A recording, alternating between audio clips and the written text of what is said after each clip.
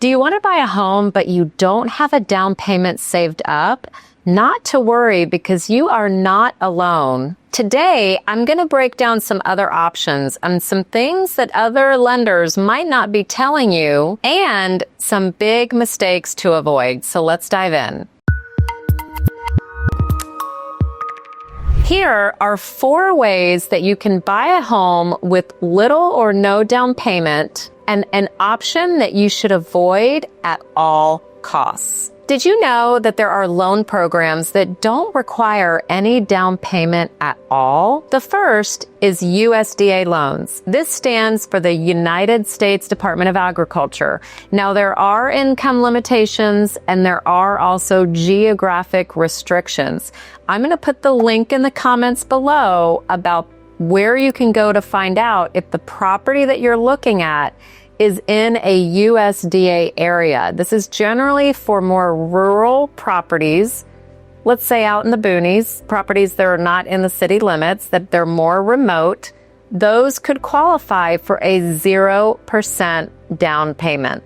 VA loans. This is for our veterans. If you are a veteran or if you're a spouse of a deceased veteran, you can cash in on 0% down through VA. This will go up to $2 million, y'all. Many people don't know that you can buy up to a $2 million house with no down payment. Now, while these programs can save you thousands, it's also important to check the income requirements, especially on the USDA. The veteran programs, obviously, you have to be a veteran. But on the USDA, there's those geographic and income limits. So make sure you check out the link that I've put for you below to see if you fit that criteria. If you don't think you qualify for USDA or the VA loans, not to worry, there's another option, and that is down payment assistance.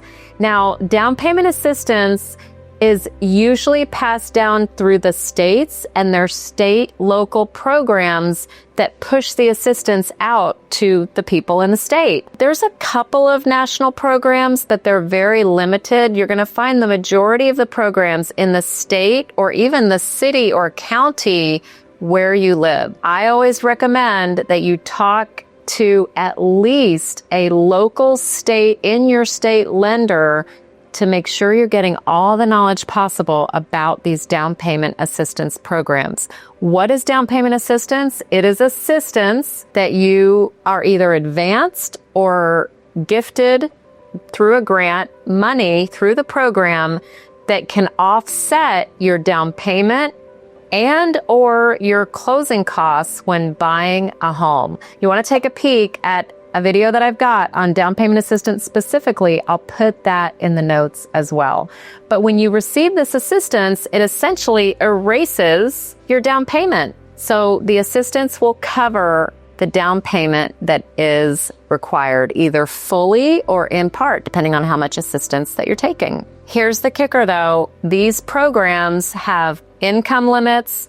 They have credit score limitations or credit score minimum requirements. And sometimes they require that you're in a certain geographic area.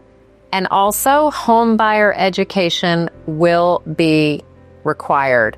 Now, the great news is that there's first-time buyer assistance programs, but there's also some that you don't have to be a first-time home buyer. A lot of people don't know that. But trust me, it's worth investigating from the savings that you could essentially get from not having to put that money down.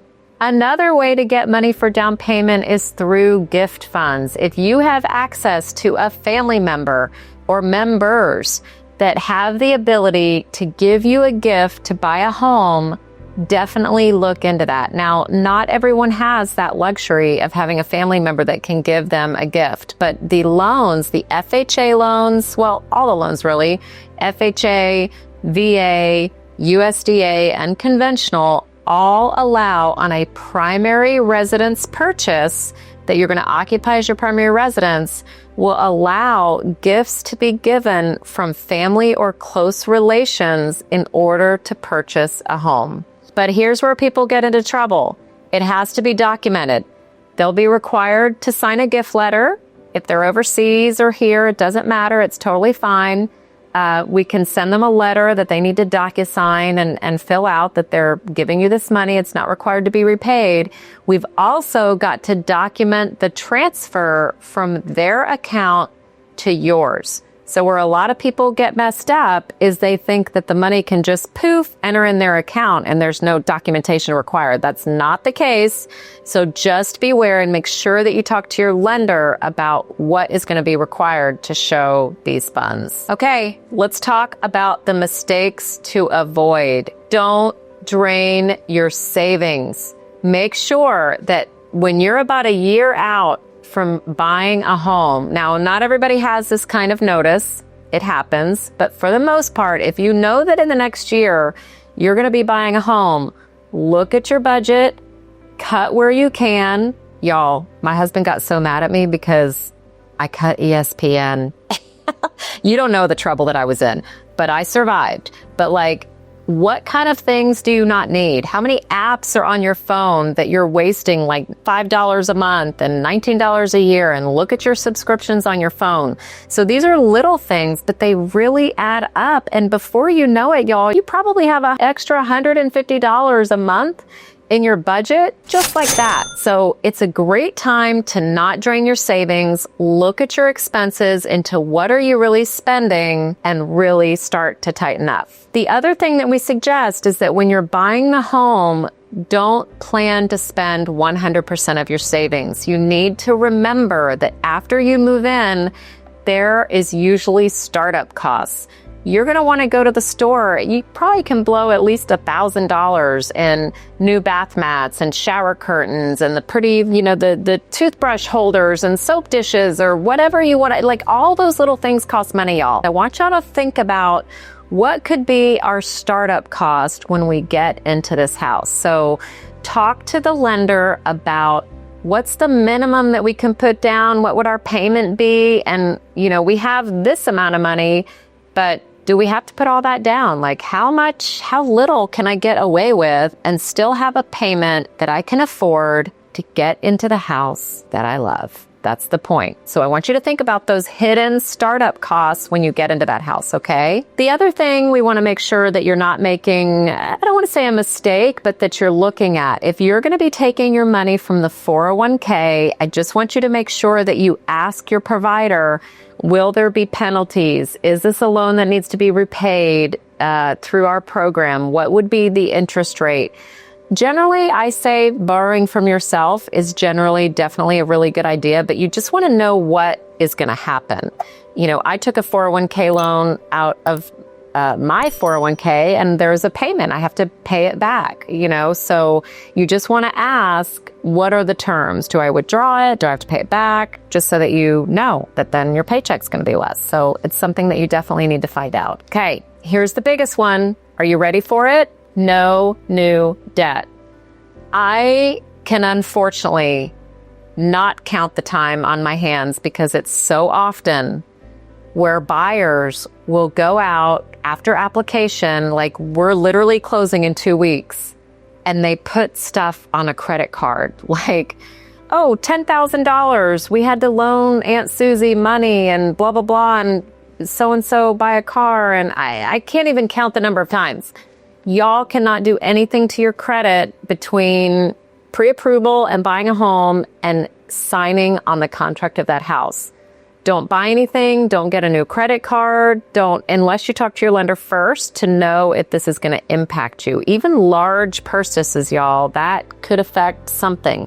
So this is a mistake that you need to avoid when you're buying a home that could affect your down payment, because we may make you pay that off if that happens and say, oh, that money you were using for closing, well, guess what? Now you got to go pay it off over here. So lastly, those mistakes to avoid, again, I know it was a little bit of a segue from doing a 0% down loan, but it all affects the bigger circle of getting into that home you love. The other secret weapon that I want to tell you about is that you can get the seller to pay for part of or all of your closing costs. Now, each program has its limitations, so you want to make sure and watch the video that I'm going to talk about the hacks to get the seller to pay down in the notes.